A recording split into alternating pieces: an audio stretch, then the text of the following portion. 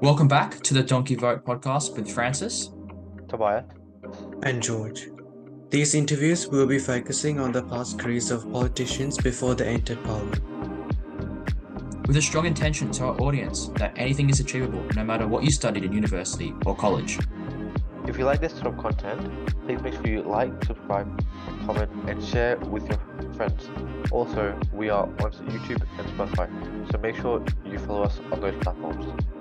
Make sure to follow us on Instagram as well to keep updated with the latest episodes and reels that we release.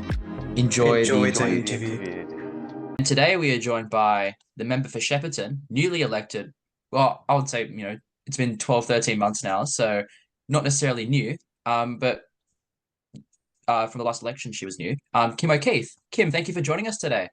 My pleasure. Thank you for having me. Just for our audience out there who may not know an entire lot about you, could you give us a little brief description of yourself just before we get into the questions? Yeah, sure. So I live in Shepparton. I have lived here since I was 4 years of age. Was a small business owner for almost 30 years. Raised my two daughters here. Married to my husband Brendan for nearly 38 years. He was also a small business owner. And he went into local government in 2016. That was a big change for me, and just wanting to do more in the community as a representative in business, but now looking at what was next and perhaps being a voice for the community moving into the future. So 2016 local government, was there for almost 6 years, nearly 4 years as mayor, one as deputy mayor during that 6 years. So I was really lucky to and a privilege to be in that role. Loved my time in local government, and it gave me a very, very good insight to what I'm doing now. So here I am, now a member for State Parliament. So it's been a pretty meteoric rise, I'd say, from not even maybe a decade ago, not really think you'd be involved in politics now to becoming the member for Shepparton. Yeah, exactly. I never thought I would end up here.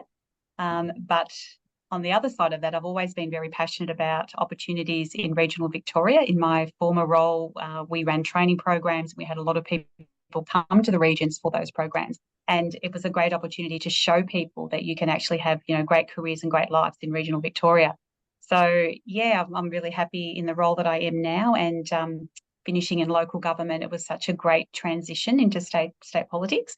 And when I was in local government, of course, I got to really see a great insight working very closely with both federal and state members, and getting to meet with ministers and understanding the processes of, how the 3 tiers of government work really well together. And I'm really glad I had that almost 6 years in local government. It gave me a really good understanding of what this role could look like. It's still a big learning, Steve, but I'm every single day embracing the role and doing my best to step up. And it's a window of opportunity you see in your life. And I think when we get these opportunities and your community get behind you, it's so important that you really step up to it and try your best. And I'm absolutely doing that. I'm loving the role. I'm still very comfortable being, representing my community, but in a slightly different capacity. Yeah. I think we might as well get started with our questions. So my first question to you, Kim, is growing up with your 6 siblings, you had some family challenges that led to you being out of home at age of 15 years, at when you were 15 years old, sorry. Can you share some of that experience and how those memories and experiences shaped the woman you are today? Yeah, no, thank you. I've got 6 siblings, 4 brothers and 2 sisters. We were brought up in a loving family. My parents did have some complex issues. There was some alcohol abuse from both parents, and my dad had some severe mental health issues. And as a child, you probably don't identify the issues and problems with that. It's only as you start to get a little bit older that some of those things become much more difficult in a family environment to navigate through. So as we've come into the teenage years, most of us were gone from the family home by 15 years of age, and I was one of those. I was very, very fortunate to have really close friends, that their parents took me in for a little bit. Between 15 and 18, I moved quite a lot. I moved in and out of a range of different accommodations, and that was anything from living with a friend to renting a room in a house. But also I was working full-time at 15 years of age as well. So I left school, got a full-time job, and not long after was out of home. It can be very complicated when you look at family circumstances, and it makes me understand that there can be such a varied things happening, or varied circumstances within people's family life. And from the outset, things didn't look too bad, but obviously in-house, with some of the drinking and the mental health issues. But I'm very aware that my parents had complex issues. And as we moved forward through life, all of us became really supportive to my parents as we become adults ourselves. And I think that's such an important thing. It's very easy to live with anger and work through life perhaps being disappointed, but I think you're better off to try and support, rather than judge. And that's certainly what most of my siblings have done. And we've all done really well in life. We worked hard from a young age. I took on the care of my 15-year-old sister when I was 18. So when I say care, we just shared a rented property together. And we just did what we had to do. We just worked, we paid our bills, we watched out for our couple of younger siblings that were still living at home. So it's challenging. And I think when I look back at those times, and particularly as a mother now myself, when my daughters were 15 and I look at my life at that age was, very, very different to theirs. And I look back at that and think, wow, that was tough. I was living in different people's homes and working. The people I worked for, which was in a little card and gift shop, were so, so kind to me. They, and I had such strong support wrapped around me, and they were two of those people that did that. So I was very lucky to work at a job that those people genuinely cared for me as well. But yeah, it really made me, want to progress through life. I often worked 2 jobs to pay our bills. But it definitely took a village, I think, when I look back, because there was such a broad amount of people that supported myself and my siblings. So yeah, and it does make you perhaps, be a bit more understanding, when people are going through, challenging times, or it made me perhaps be a bit more resilient in certain aspects of my life. But I think all of our lives are a journey, and it's what, we experience that helps us grow into who we are today, and perhaps have more empathy and understanding. I'm very strong on youth homelessness and people that are, particularly younger people needing care. And I think that comes a bit from my background as well, being at that age and needing lots of support.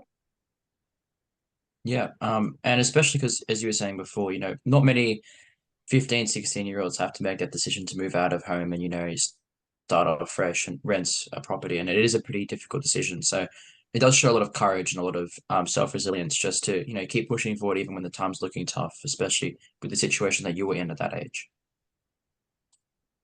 Yeah, definitely. And when I do get the opportunity to share some of that, I think it's a really great opportunity to show that, if you get the right support in life, things don't have to stay the same, and how do you actually get that support, and what does that look like for you? Because everyone's circumstances are different. But I certainly don't I don't feel like I've ever been a victim. I feel like I've actually been someone that's had some challenges, that's actually had to navigate through them, and some have been easier than others. But moving forward, I've been really, fortunate, to have my own business, worked really hard over the years, had a wonderful husband, and raised my 2 girls. And I thought everyone has a story to tell, and mine's a little bit different at times. Perhaps sometimes what people expect. It's very interesting, when I get to go and speak to people or do a public speaking role, and people will say things like, wow, I had no idea that you had, such a challenging background. I just assumed that, you would have had, lots of support and, to get where you are today. So it just goes to show we all have, different histories and journeys, and it's where we end up, and who knows where we're going to end up. Yeah. Exactly. That's the mystery of the world, I guess. You never know where you're going to be tomorrow or 2 days from now. So, Yeah. and also just quickly as well, Kim, are you still in contact with many of your siblings as well? Seeing as you were probably a pretty close, tight unit. Seeing as there were 7 of you. Yeah, we are actually. We're all very close. I'm the only one still living here in Shepparton. So they all sort of cheer me on and, make it count, right? If you're going to represent all of us there. Yeah, we're very close. I have a younger brother that lives in Belgium, and Jamie's done really well. He's done some TED Talks, and he's a coach, business coach. He's got his own business.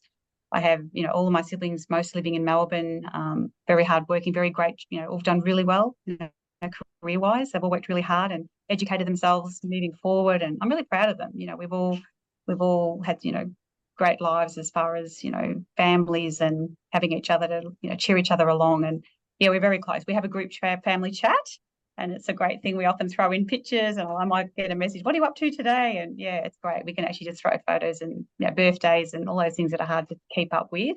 I find the family chats really, really helpful, and I get lots of words of encouragement, or they might have seen me on the news, or they'll screenshot something and what were you doing here.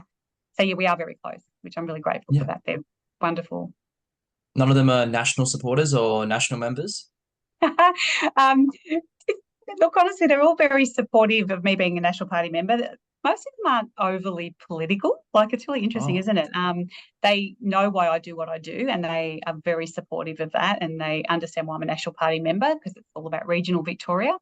A few of my nieces and nephews are quite interesting, that younger demographic. It's really great to actually get their perspective on, and they ask me questions often about the party and how I feel about being with the National Party and why I went to the National Party. So it's probably the next generation, my nieces and nephews, that have probably shown a bit more interest in the political alignment. mm. And that's quite interesting as well because a lot of young people like me and George, not necessarily are interested in politics as much. So it's actually good to see that, some of your nieces and nephews are interested in politics. It may not be for the coalition side and maybe for Labour or the Greens, but showing that interest is very, very important because as I've seen, a lot of young people just aren't really interested in politics. And, it does it does affect your whole life. The decisions politicians make affect, how much money you can have on the table, whether, you can buy your first home, that sort of thing. And it's quite sad sometimes seeing young people taking, not much interest in it. No, you're right. And you can imagine we've seven of us. There's a lot of nieces and nephews. There's a lot of Yeah. us. So there's a sort of a handful that are really quite interested, and then there's some that, oh, okay, so what does that even mean? So it's good. It's sort of that two-side conversation. Some that are very interested and some that want to know more, or they're still understanding what this actually means. Look, one of them said to me the other day, "How's Canberra?" They don't quite understand. I'm a state member, so it's those little interesting, conversations, yeah, within the role. Yeah. Yeah, Yeah, so but it's good at least, they're trying to, educate themselves a bit more and trying to yeah, I yeah, for guess sure. for you, Kim, trying to gain a little bit more knowledge about how Parliament works in a certain way and figuring out not all politicians go to Canberra and some stay in Melbourne. So That's exactly right.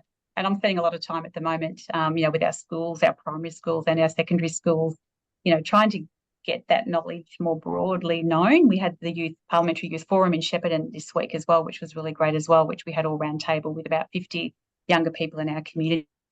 So it is really important that the youth they're our future voters. If they're not voting already, they need to understand the impact of their decision, and that they are a voice for their communities and they have an opportunity to do things. And I think that's also really refreshing. And I think they look at that and go, okay, makes them think a bit more about what that could look like for them.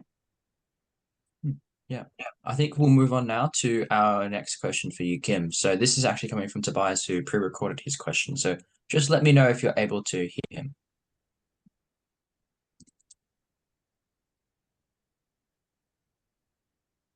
My first question is, how was your high school and university life? And do you have any memorable moments? It was a little bit hard to understand that question. It was a bit hard to Yeah, hear I you. can repeat. Yeah, I can repeat thank it for you, Kim. you. So, Tobias was saying, how was your high school and university life, and do you have any memorable moments? Yeah, thank you. So I only went to school till I was 15. Yeah.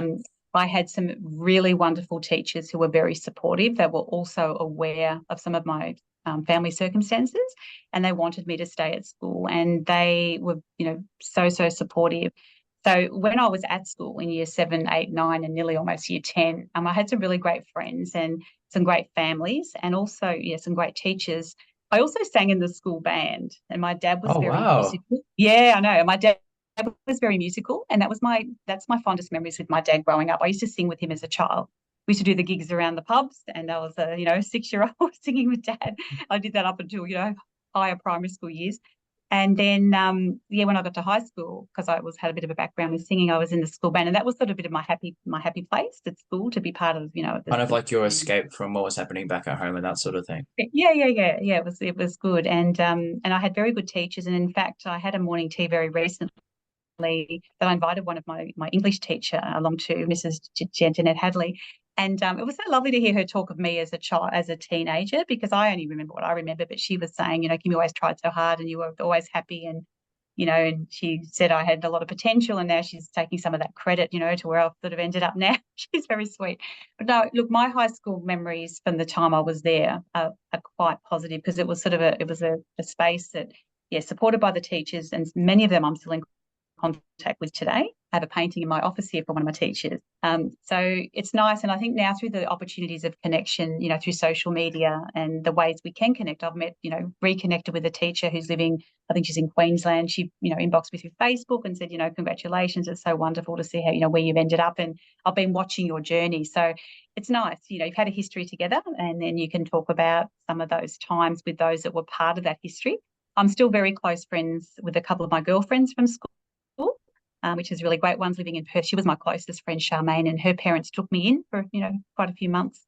And we've stayed really solid friends. And I've got a lot of, solid girlfriends that I've always been so personable. I love friendships, and particularly when it comes to either my siblings or my friends. I always like to have my friends around me. So I've kept some of those friendships, and I always make the effort, to catch up and stay connected.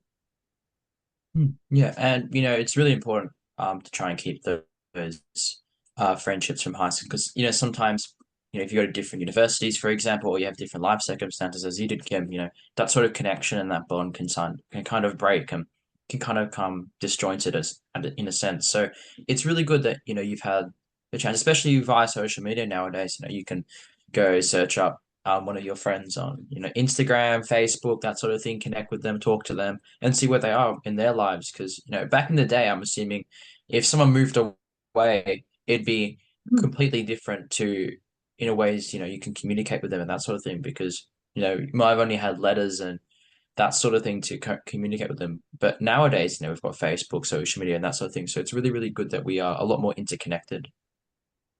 Yeah, it's great. It's absolutely great. And we have, so the high school I went to was called Shepparton South Technical School, which later became known as Maguire College.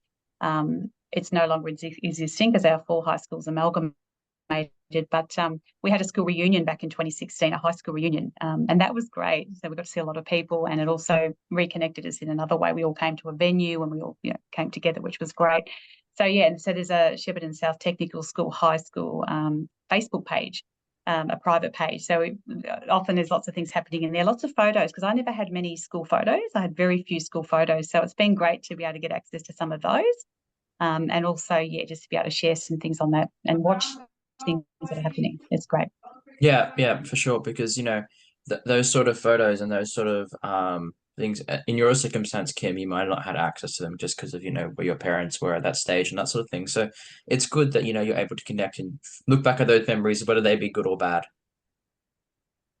Yeah, no, that's right. And look, it's I had one guy actually, Darren, sent me a photo of me singing in the band, and I didn't have Wow. hardly anything. Yeah, and I had like a short ABBA dress on, like an ABBA's 80s outfit on. And that was it was really special. He just sent it to me through Facebook, and here's this photo of me at 15. I'd never seen that photo, so that's been fun. It's been really great, and people digging up things that they might find of some of that history. Yeah. Yep. And so how many years were you actually in the school band though? Is that just for the 3 years that you were at high school, and what sort of events and what sort of concerts did you guys play? Like, were there any big concerts you played, maybe in Shepparton or even across the region? Yeah, no, we did a lot, and we entered a few competitions, and we got to play at festivals and perform, and yeah, it was really, really great. And our music teacher gave up a lot of his spare time, Ross Patterson. He was wonderful. He was an art teacher at the school, but also musical, and yeah, he gave up a lot of his time. But we travelled to quite a few things, and I remember one of the competitions we went in was the Maroopna Country Festival music competition, and we came first, so that was pretty big. Oh, that's huge. That's That was huge. big. Yeah, and we knocked out the winners who'd won it the previous 3 years in a row or something. So we were quite proud of that. But yeah, we did. We traveled a lot. We did a lot of school stuff as well. So at the school, we'd have concerts, every few months or whatever, and then we'd do like a Shepparton concert where a lot of the schools would come together and performances. But it was definitely a highlight. I mean, I was quite good at school. I enjoyed school. I enjoyed schoolwork as well. Like, I wasn't just singing and not concentrating on my schoolwork. I actually liked school, and I was always very interested in things and wanted to participate and wanted to contribute, when I was at school. So I did enjoy my time at school, even though I Yeah. left at a very young age. I still have, quite very good memories. Yeah. And connecting a lot with school and not necessarily just on an academic sense, but as you said, whether that be for music and whether that be for I can speak for George as well on this. I think George will agree. In a sporting sense as well, as part of the tennis team in our high school, George was part of the cricket team and that sort of thing. Like, connecting in with school in a sense, not just through academics, is really, really important because you can build relationships and you can build friendships, outside that academic sense. Because school, of course, is a place where, you have to learn and you're learning things for the future and to better yourself. But it's also a place where, you can build friendships and that sort of thing that can last for a lifetime. And you're right. And I don't think when you're that age, you realize how important that is. And you don't realize that experience at the time. And I often say it, I talk at high school, these are part of your life that you will always reflect back on, particularly when, I've recently spoke to some year 12 students and, in 10 years, 20 years time, whatever, I'm sure there's going to be so much of their school years that they'll reflect back on. And it's not until later in life that you look back and understand what an important and really wonderful part of your life that should be and could be for you. So, yeah, I think it's something we don't realise at the time. And my two daughters are the same. Emma's a teacher here in Shepparton, and she often talks a lot about her high school years now, and she's got great friendships from that. My younger daughter, very similar, that they've still got very strong friendships, and they often talk about their school memories and even primary school and their sporting times as a family, that we did things together, whether it be basketball or whatever they were. But I think when you're going through life, we often probably don't stop and realise enough there's such special times, and particularly when you're in that family unit. I think now for my two girls not living with me anymore, I look back on those times as a family, that they were the best times of our life, when we were all together, and that part of life has moved on. Everyone's doing their own thing and we're still very close, but it's a different stage. Yeah. Yeah, it's really important to remember those memories from the past because sadly, as you said, people move on with their lives and do their own little things. So it's important that, you cherish those memories and, via, social media and that sort of thing, you can cherish them a little bit better and rekindle that sort of memory in your brain. Yeah. I think we'll move on to our next question for you, Kim. So, George. Prior to entering Parliament, you served as a mayor for Shepparton. What are some of the key takeaways of being a mayor of a regional community that you've been able to use in your state political career? Yeah, look, that's a great question. And as I did sort of start to reflect a bit on, being in local government was such a great opportunity for me to get a really good grounding, moving into state and working with federal members as well. But being mayor was such a special role, and it was such a busy role, but such a role of opportunity. And I think that's really what sparked me to want to continue, particularly to go into state politics, having that time in local government. I had so many opportunities as mayor. I became chair of Regional Cities Victoria, which was a first for our region, and I saw those opportunities that you could actually get for your communities and be a voice more broadly than just in your own community. And as mayor, you got to do that. I had 2 international trips to delegations, China, Hong Kong, Jakarta. We went to the Asia Fruit Logistica in Hong Kong. Taking your whole community to an international stage was so exciting, and attracting interest and investment and opportunities. It just really ignited so much in me to want to do that for my region and do more for a region that had been so good to myself in my business and my husband in his business. I saw this as my opportunity to make this region continue to progress. And as mayor, you had so many platforms. And one of the fondest memories I have too was as mayor when Fed Square in Melbourne became Shep Square. So we went into Melbourne for 2 weeks and we took over Fed Square, and that was showcasing the Greater Shepparton region and who we are in a regional area that is so successful in many ways. We have such iconic, successful, brands, SPC, Campbell's Soup. We have so much success here that often we need to go outside of our own region to share that success. And Fed Square becoming Shep Square was such a great opportunity. We got to speak to people and tell them about, who we are, so well, and the opportunities that others might have. And that's what I love about, representing your region as a whole, to try, because you want a strong, successful economic opportunity for your regions. We all need to thrive economically, and to do that, we often need to, more broadly look at what that looks like, rather than just, our own communities, but also more broadly to attract others here. And Fed Square, having that for 2 weeks, I was so proud to be the mayor of Fed Square. Had a bit of a ring to it, but it was phenomenal, and I got to see so many people, and people that had a connection to Shepparton or the Greater Shepparton region or the Golden Valley, but had lost touch with it a bit. So it was an opportunity to really showcase and share and celebrate, and we bussed community in there as well, and that was another thing. We came together. So we're a very multicultural community, so we had a lot of representations during that 2 weeks of all our different cultures celebrating their dancing or food or whatever they do within their culture in our community. So that was that was really special. And one other thing that comes to mind is Mayor. We had an international beach volleyball tournament. And we don't have a beach, so we just sanded in beach and put it on our lake and turned it into a beach volleyball.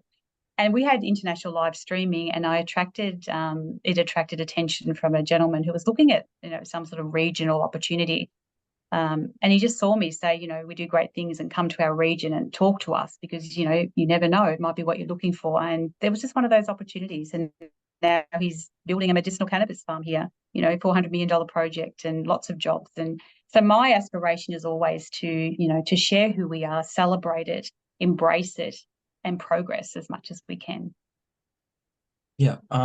And really talking a little bit about the underrepresentation, especially of regional communities, in terms of Parliament. As we know, there's not as many regional MPs compared to metropolitan MPs. And I think, George, you wanted to ask him a little bit about this?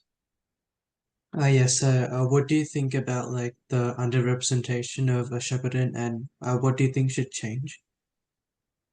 So we have the opportunity, obviously, across regional Victoria, there's opportunities to have regional members, and we really want to have, members in Parliament that represent regional Victoria. And obviously the seats that are available are filled by members of Parliament, and those members have to, obviously represent those communities. As far as, getting the right people is probably the thing too, people that can represent their communities well. The National Party, for example, Jeanette Powell back in 1996, she was the first woman that represented Victorian National Party in state government. So, and now we have 6 women and 5 men. So there is change happening, which is great. And we need to see that in Parliament. There's actually more women than men now sitting in Parliament. So, but regional Victoria needs to be more supported. I mean, that's the thing. We have, 25% of the state's people live in regional areas, and we need to have a fair share of the budget. We need to make sure we're getting the investment into our regions that we deserve, that it doesn't just stop off at the border of, of Melbourne. And we're seeing what's happening in regard to, not getting enough investment. So I continue to fight for the things that we need, hospitals and, traffic management with our bypass and down to sporting facilities. There's so much that communities need, and regional communities, we need to make sure we're getting the support that we deserve, just like everyone else that lives in the state of Victoria. We need to make sure all of us and everyone in state parliament governs for the state of Victoria. So they need to be reminded of that we are all there for all of the people of Victoria. Yeah. And, as you were saying, a lot of, sporting clubs and that sort of thing, a lot of necessary facilities in these regional towns, especially, aren't as adequate compared to metropolitan areas. And one of the big issues, you hear a lot of national MPs. I've heard Emma Keeley talk about this numerous times, a little about roads in the regions and how terrible they are sometimes, and amount of potholes and that sort of thing.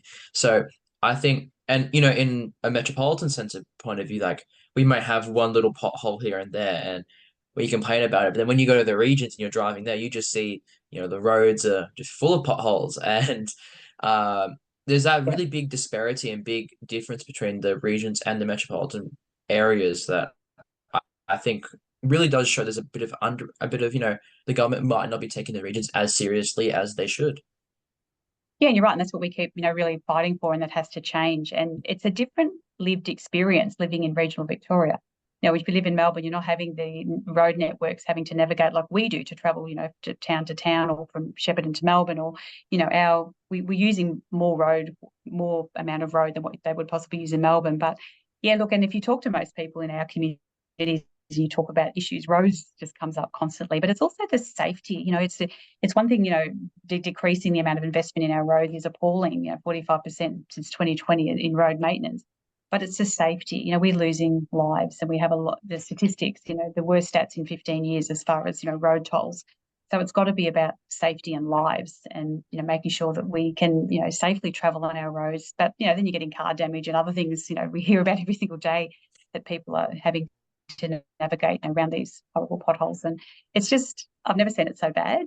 Honestly, I've never seen the roads in such appalling conditions, and that needs to change. And of course, May budget coming up, we're calling out, for more investment, not only in the roads, but, into local facilities and our hospital. We had a hospital upgrade, which what we call stage 1 at GV Health. That's been funded. Stage 1 is done, but we haven't had funding for stage 2. You can't half finish. You can't half finish. You can't have half a hospital. You can't half finish something. Come on. So, so this is this type of impact that can be seen in regional communities, that we have a half-finished project of a hospital. Now, hospital, what more should you be investing in than hospitals? And then also, our Shepparton bypass, which has been going on for almost 30 years. We have 25% of the state's trucks are registered here across the Greater Shepparton region, which is phenomenal. And that doesn't include the amount of trucks that actually transport through our road network. So, we are trying to navigate in our main streets of the CBDs of Marupina and Shepparton, trucks belting through the centre of town, which is dangerous. And it's also unfair on those trucks. They've got to go through, 14 sets of lights or something to get from one side, to the other. And it's just primitive, and it's almost gobsmacked. I can almost not even put it into words to think we are still trying to fight for this bypass of a region that is so progressive, and we do the heavy lifting with truck transport and trying to get produce to the port, and it's very, very difficult, and it makes the job hard. And we're finding also, we talk about the roads and trucks using those roads. One of the companies told me recently, the trucking companies, that it's costing them $10,000 in maintenance and repairs from the damage done from potholes and roads that are damaging their vehicles. That's not viable for the trucking companies at all. No, not at all. Not at all. Yeah, so hopefully those sort of issues get addressed in the May budget. I'm not holding too much hope, I guess, maybe with the Labor government currently, but you always got to hope, and hopefully they do realize that these regions are integral to our Victorian state. So if these potholes aren't fixed, it's just going to be more liabilities, more cost added to the already increasing cost of living in our state. Yeah, true. And, the financial mismanagement is having such an impact. It's costing over $10.1 million in interest on the state debt every single day. If you add that up at the end of the week, we would have a new sports stadium. We would have our hospital in a few months of that $10 million every single day that's having to be paid back, in interest on the state debt. So it's the financial mismanagement is just, I look at being a small business owner. If I'd run my business, going backwards constantly and not being able to, address the things that I need to have an efficient business running, where would we end up? And, and we, when we talk about business too, we've had over 7,000 decrease of small business in the state of Victoria this last 2022-23 year. The highest amount across the country of small businesses that have decreased in the state of Victoria. So that's concerning. Why are we not progressing? We know why, because we are in so much debt, and the financial mismanagement is having an impact on businesses, on people within their communities, on infrastructure. So it's extremely devastating, and we have to do better. Our next question for you, Kim, is you also ran a small business for over 30 years in the industries of services and training. What are your thoughts on the treatment of small businesses by the Allan Labor government, and how vital are these businesses to the country communities like Shepparton? Yeah, look, small business are the backbone of communities, and we have an amazing amount of small, hardworking local businesses that just, have been through challenging times. We all know we had COVID. We know that we had floods. We had devastating floods in 2022, which impacted communities, particularly local businesses. But there's such a sense of let's move forward, let's pick ourselves up, and let's just do whatever we need to do, to get our businesses back on track. And there's such a camaraderie, particularly in the small business ownership across my region. We cheer each other on, and we do everything possible. We try and promote shop local. We, have events. We have things that really focus on, local small businesses. So, but, it's tough, and we know cost of living is having such an impact, and that's probably one of the major things at the moment, because we know people just don't have the extra money a lot of the time, and businesses are trying to, work out what they can do to perhaps, pivot through different challenging times. We're hearing stories where people are having to, cut their staff back, or, look at premises that aren't as expensive, or, whatever it might look like for them to survive. But yeah, I do know firsthand, my husband was in his business for almost 43 years, which was a menswear retail store in the heart of Shepparton, so right amongst it. And I had a salon and training school, so, very, very in the heart of it. So we understand the challenges of small business, and we know how tough it can be. And I'm really proud, actually, that we ran our own businesses. If we didn't work, we didn't get paid. If we didn't run our businesses efficiently, others didn't get paid. So we get it. But just increases in cost of running a business is really high now. 28% increase in electricity prices, 22% I think is in gas. Work cover went up, over 40%, which we've recently, the Libs and Nats put a freeze on, a 12-month freeze to stop that increase happening again. So there's a lot of financial impact on small businesses, and that communities or cost of living where people are just, having to try and make their ends meet is, I think, one of the most significant impacts on businesses, because people just are not able to stretch, their money far enough. And we know, with the recent land tax, we know that, our rents have gone up, and our office has been inundated, with people that just cannot afford these rental increases. And what does that mean? It means they're going to have to cut back on other things. And, we don't want people to have to, we want them to be able to afford the food on the table, the roof over their heads. So cost of living is a major issue and a major impact, on businesses, because people, as we say, are just, their money's not stretching far enough. They're flat out trying to, meet their daily requirements when it comes to their funds. So, I think that's such a massive thing. But, we also have lots of farming industries here. We're really well known for our agriculture, and we know that, they're not getting the costs from their produce. We know the big supermarkets are, not paying the level of money to almost cover their costs sometimes, and that needs to, and we know that's being looked at. But yeah, I think it's very challenging when you hear a local farmer say it's costing him, $2 to grow zucchinis, and he's only getting $2.40, and yet these bigger chain supermarkets are making it 300% or something, whatever the figure might be. But it's challenging, and we want to be able to produce wonderful food and take it from paddock to plate and feed our nation, and we want to keep it Australian and support our own industries and our own businesses and provide the best of quality, for the people in the country, the best quality of food. And yeah, so it's very tough. And when you look at small businesses right through to really big businesses and big industries, a local SPC company here, which is over 100 years old. If you go to any supermarket, you usually see SPC on the shelf. And I met with their chair recently, and he, just the cost of his power, you're talking millions of dollars, to run a factory, to try and, keep the money coming through, that you're making a profit. He wants to invest in our region, and he's been amazing how he's supporting our factory and our workers and doing all he can. But it can be very, very, very difficult. And the vision is to, let's try and make it that it works, so we can keep people in jobs, we can keep having the food produced to feed our nation. But we have to, be mindful that sometimes you get bigger companies undercutting, and it can push people out, and that's a big concern. Yeah, because as we've seen, supermarkets have been charging pretty extraordinary prices towards fruit and veg, and farmers haven't been able to get their fair share in profits and that sort of thing, as you were saying. And Shepparton is a very big farming region, especially with the sort of fruits and cattle and that sort of thing. So it's really, really important that, those farmers in that area specifically. And even where we're from Point Cook, and next town next to us is Burraby South, which is a huge market garden. Cabbage, vegetables, those sort of things have grown there. So farmers really should be getting their, fair share in terms of in terms of, how much profits Coles and Woolworths and these big corporations make.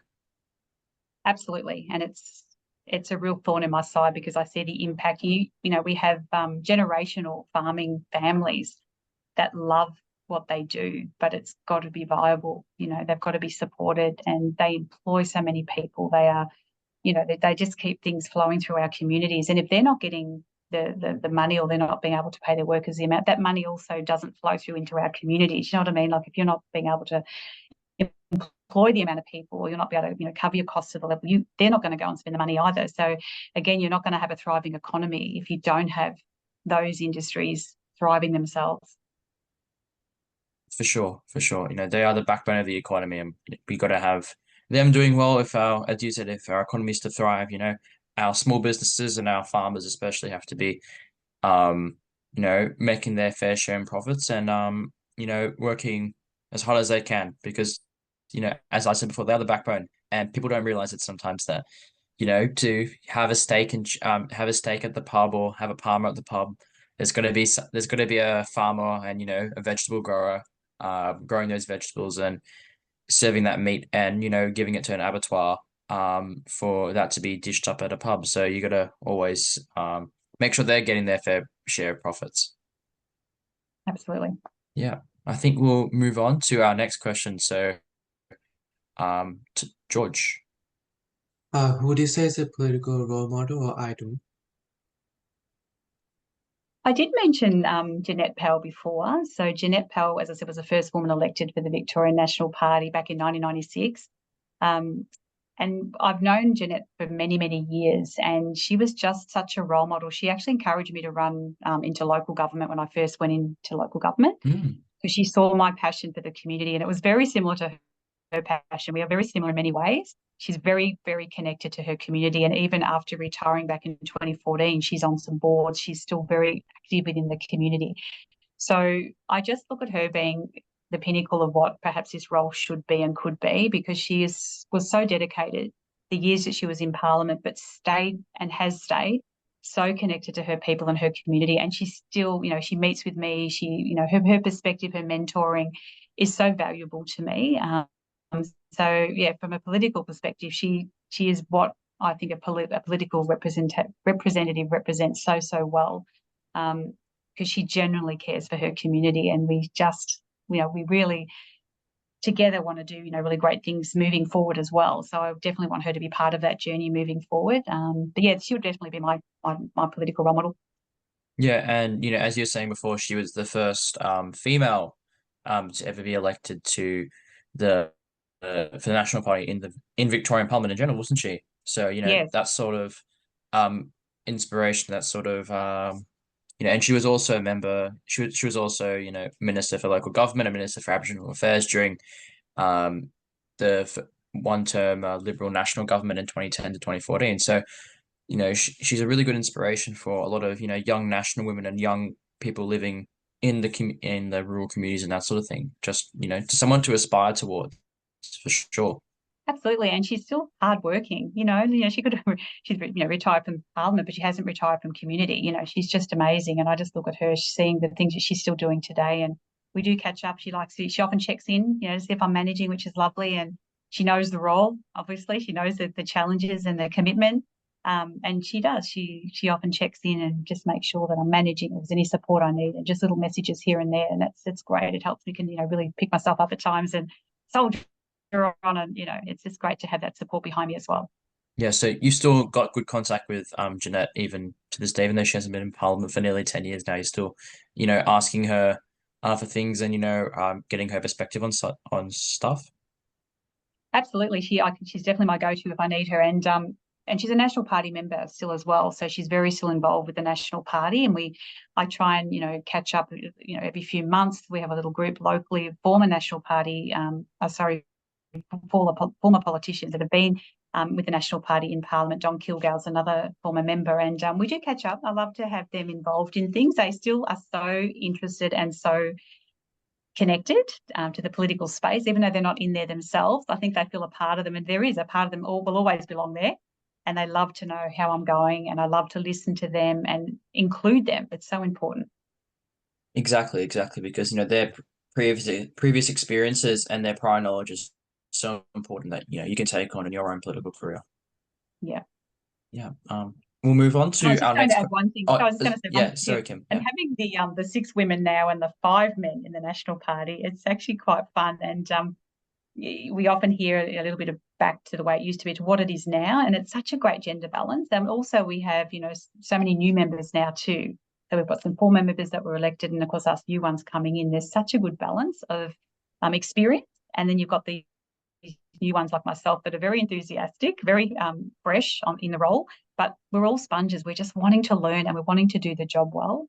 So I'm really grateful, number one, that we have experience with the National Party, with the former members that have been re-elected. And then we have us newbies that are, we're just bringing something different. I think that's a great evolution, to have a bit of a mix of new ones, and you've got your former members that are there for the experience and knowledge, which is so valuable. I lean on them all the time. Yeah, people like Peter Walsh who have been there for 22 years, and who else is and someone like Tim McCurdy or even Tim Ball have been there for a long time. Then you've got yourself, as we were saying before we're recording, Jade Benham, Annabelle Cleland, those sort of young women. It's really, really cool to see that sort of, balance in terms of, experienced MPs, new MPs, and men and women within the political party. And the Nationals never even put in a quota or anything like that in terms of, MPs having a gender balance and that sort of thing, didn't they? Yeah, and I think it's worked. It's really worked well. We've got this amazing gender balance, and it's a very good culture. I'm very happy. The National Party. I'm not just saying that. I want to do me. I represent my community, but it's a big family in there with us. They're very supportive. As a group of politicians representing our regions, tonight Tim McCurdy and I are heading to an event. We'll both be there tonight. At a community achievement awards. We check in with each other. As long as we've got someone covering something, we're very mindful to represent our communities, and we back each other up a lot of the time if we can. Obviously, we have our own electorates, but there's some slight crossover here and there. But we're very supportive of what we can do for our communities, how we can do it better, and it's a very good culture as far as the National Party go. I'm really happy to be part of that team because they're so supportive.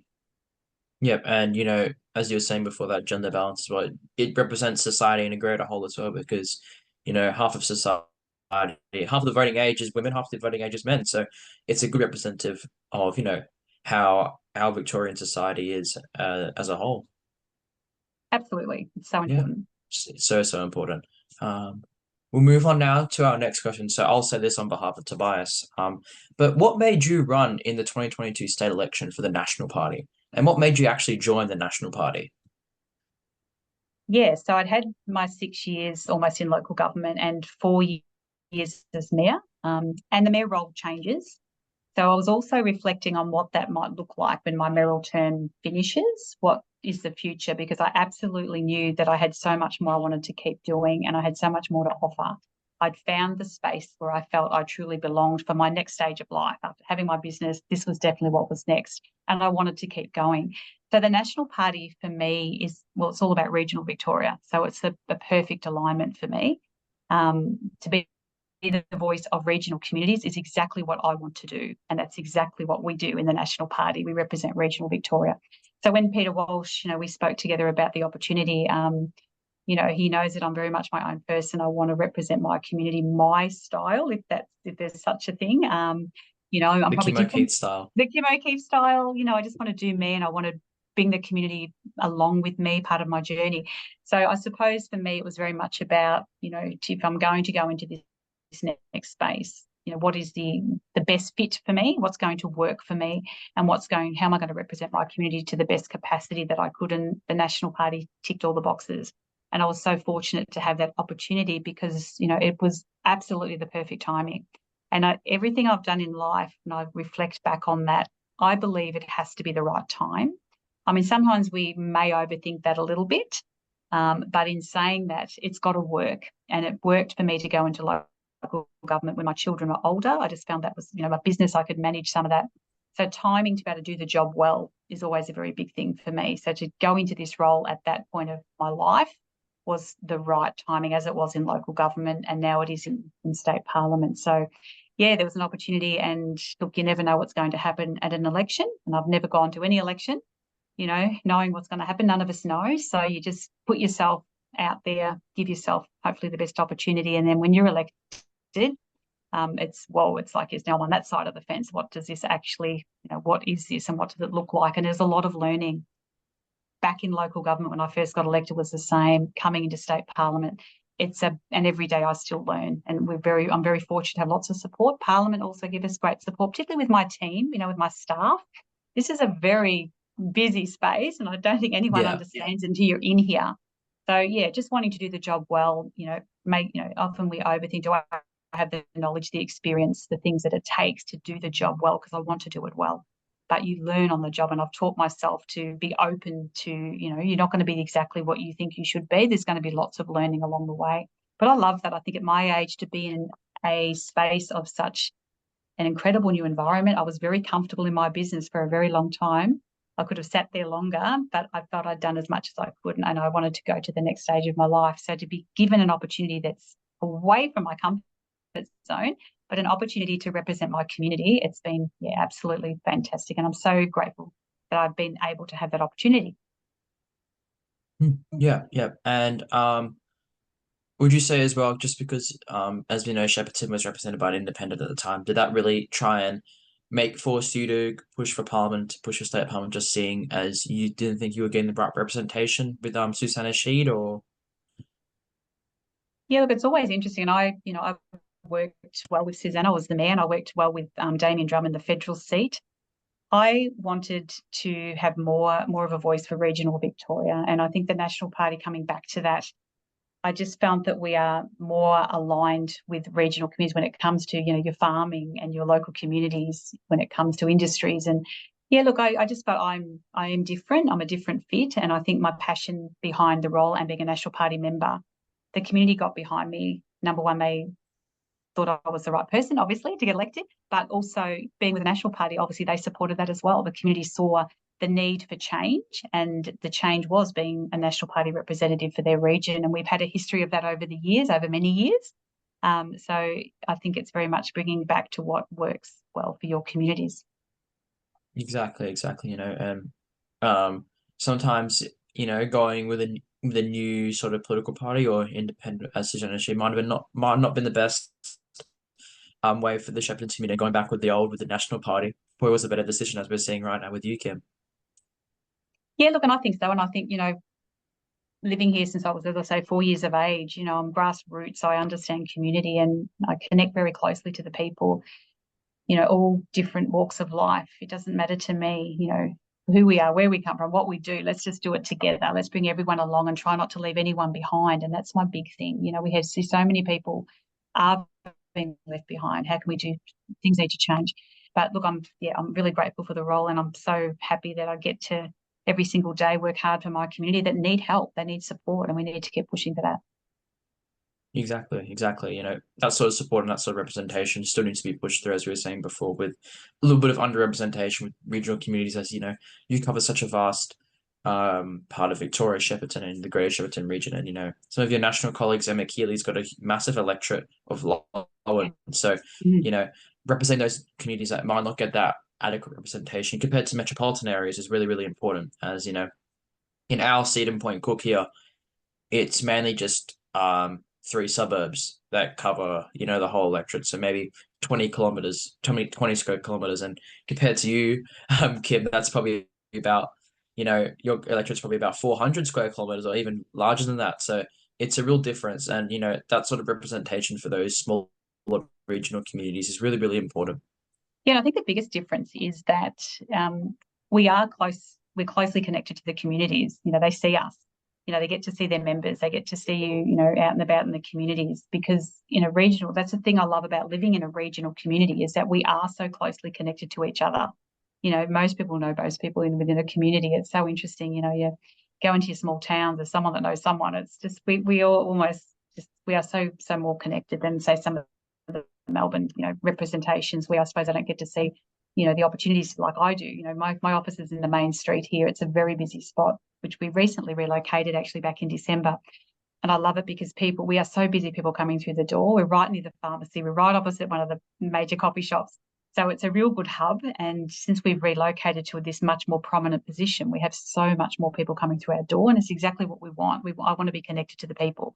They know my door's open. They know that they can reach out, and that I'm here to represent them. Exactly, exactly. We'll move on now to our final question for you, Kim. So finally, what's one piece of advice you'd give to students in 2024, especially those who are starting university or high school? And it's a really good timing because we've had that youth forum, as I mentioned. Yeah. Be involved, be a voice, be interested, be part of a community, because you are, and I don't even say the future, you are the now. You are the voices that we need to be listening to right now. The people the youth that can come to us with their perspective of things, because, I have a history behind me, but what's ahead of me I'm looking forward to. But it's the youth coming behind me that are going to help me understand the needs, the way they see things. It's very different through their lens than mine. So I say be connected, be part of your community. If you want to be more involved, there's opportunities to do that, whether it's volunteering or being part of a community service group or whatever it might look like, or, just bringing matters to your representative, to your members of Parliament that represents you. If you've got matters of concern or things that you would like to know more about when it comes to whatever it might be, the topic might be of interest. But just be involved. You know, it's easy sometimes to criticise or not understand the opportunity. I think that's probably the thing with the youth. I want them to learn more so that they can understand the opportunity they have to be more involved, connecting to me, but also connecting more broadly to the communities that they represent, that they can make a difference in. And I want them to do that, be part of that positive change, be part of that voice of change that can bring those, questions or decision makings to the table. Yeah, and it offers a different perspective because as we see, and as we were talking about before, a lot of people who are interested in politics are more middle age, 50s, 40s, and they don't really have the perspective as a lot of young people do in terms of what issues that matter to them more, and what sort of things they want to be brought up to Parliament. So for any young people out there watching this or listening to this, for sure try and get involved more in politics and be the ones to start the change, because at the end of the day, the future of our country and the future of our state is in your hands. So it's really, really important that you are involved in politics and you understand what's happening and and you push for things that you want change. If you don't see the government going in the wrong direction in terms of an issue within your community, bring it up to your local member and bring it up maybe to other people around you and raise that sort of awareness. Absolutely. And I have a very young staff, and that was quite purposeful. Some of it just fell into place, but I have Caleb, who's only 19. He's my comms media. He had 12 months with the local newspaper as a journalist, and he is fabulous. He's so much younger, and he brings us this whole interesting perspective from community. He mixes with different networks. He has a different connection to what I have. And I have Jack, who's 21, and he's at university, and he does part-time, and he had 12 months with the National Party in his gap year at head office. But he loves the political space. I mean, he helps me write bills, and he's so interested. But again, they're both very young people. They're living a different life, and it's so important to have that around me as well. And then I have an 18-year-old Daisy who just comes in casually, and she's almost like my youth advisor, if you like. She does a few little hours here and there, but again, she's at school, so she's finishing. This is year 12, but it's really great to hear her perspective of what my role looks like to her friends and her, school. So it's been really great having those younger people, and it is really great having young people in my office. They have skills and they have such a big contribution. They work so hard, so they deserve to be here. But they are also helping me get a much up-to-date knowledge of what the youth of today looks like and what their concerns are, and that's really important to me. Yeah, and it's something pretty understated sometimes. So I'm glad that you're employing a lot of younger people within the office, and they're giving you a different perspective on terms of politics and how it should reflect today's society. Yeah. Those are all our questions actually for you, Kim. I do really appreciate you coming on the podcast and talking to us. I do realize we've gone a little bit over time, as you said. You need to finish around 1 p.m., but it's totally fine, I'm guessing. So yeah, we do really appreciate you coming on the podcast and speaking to us a little bit about your career before politics and a little bit about your childhood and what sort of value and impact young people should have in politics today. My pleasure. It's been really great to be part of the podcast, and I really enjoy these natural conversations. I think they're so refreshing, and it gets people perhaps to see a different side of me too, that sometimes they look at the politician's picture on their window and they don't know the person behind the photo. It's nice if they can get a bit of a snapshot of who we really are. So thank you for that opportunity. Yeah. And you guys are just normal human beings at the end of the day. So you're just the same as all of us. So I guess it's a good way for people to understand that they're not some sort of robot AI sort of people that are just like standing there saying what whatever they want and whatever they think. They actually are real people who understand issues and how their decisions reflect our Victorian community, especially as a state member of Parliament. Absolutely, and it's such a privilege to be in this role. So thank you. Yeah.